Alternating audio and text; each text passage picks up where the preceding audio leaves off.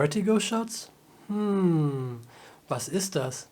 Was stelle ich damit an? Und wie geht das am besten? Wenn du das wissen möchtest, dann bleib dran. Bis gleich.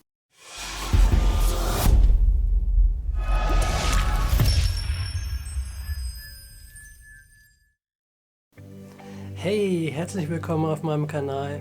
Mein Name ist Jens und heute gebe ich euch 5 Tipps, wie ihr am besten einen Vertigo Shot hinbekommt.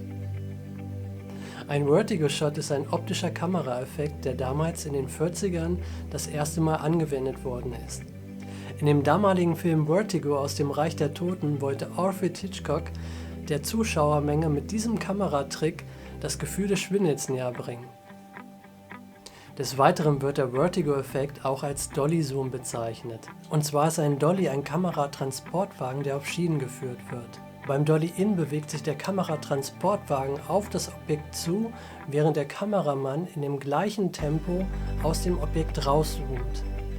Während das Objekt an derselben Stelle verweilt, erreicht man damit, dass der Hintergrund dynamisch größer wird.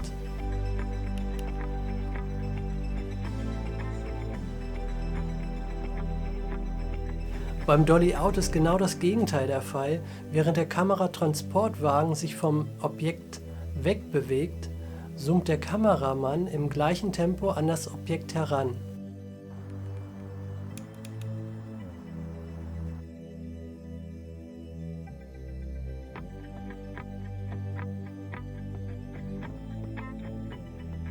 Dadurch entsteht ein unwirklicher, sogartiger Effekt, den man aus vielen Filmen kennt, wie zum Beispiel Der weiße Hai, Poltergeist oder auch Herr der Ringe. Heutzutage wird der Effekt auch gerne dafür genommen, um Objekte in den Fokus zu rücken oder in den Mittelpunkt zu stellen. Durch diese dynamische Änderung des Hintergrunds oder dieses Sogartige bleibt einem fast gar nichts anderes übrig. So, das war erstmal der Erklärbär.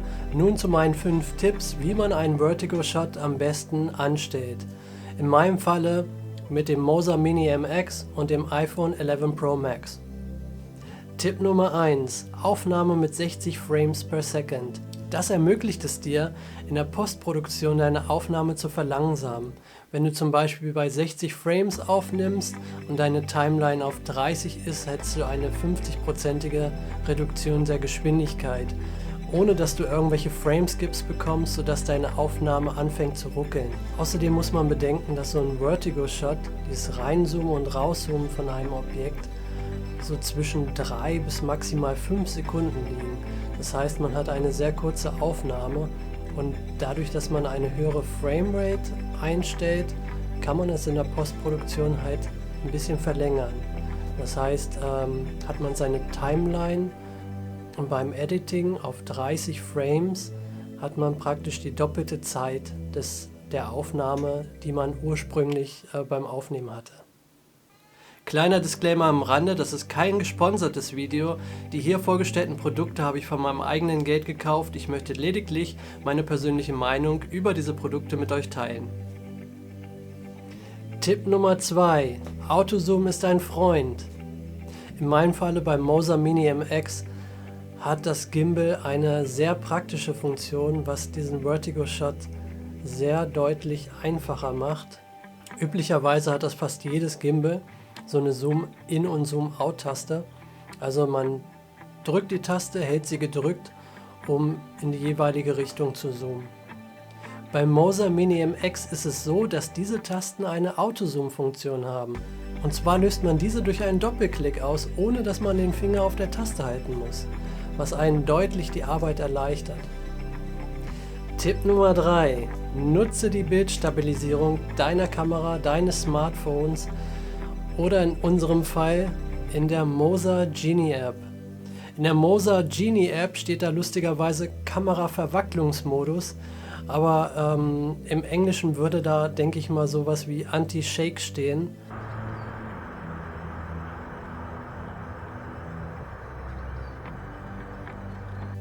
Diese Option habe ich auf erweiterte Filmebene gestellt, also ist es praktisch eine digitale Bildstabilisierung nach der optischen. Also die optische findet ja einmal durch das Smartphone, durch die Kamera statt.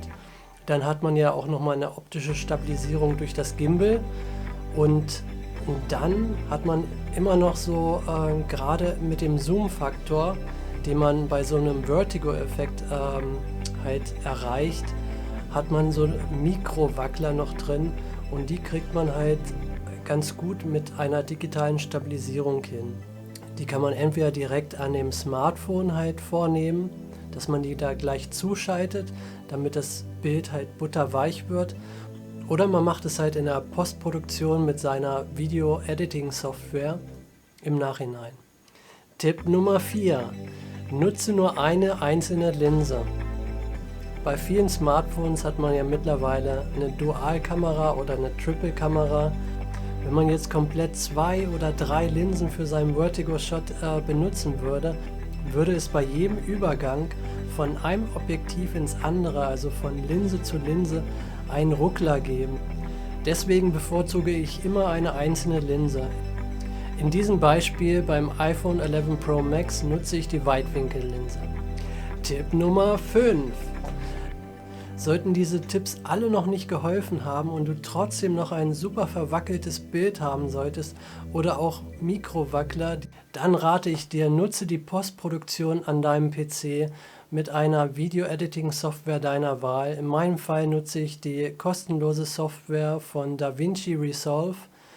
Die macht einen sehr guten Job. Wenn man auf normalem Wege noch nicht so zufrieden ist mit seinen Aufnahmen, kann man bei der Postproduktion noch einiges aus seinen Aufnahmen rausholen.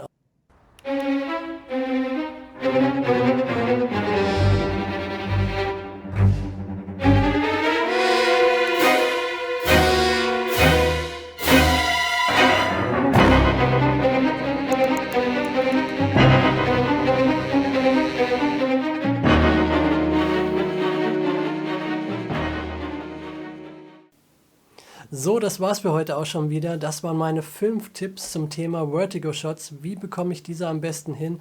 Was ist das überhaupt?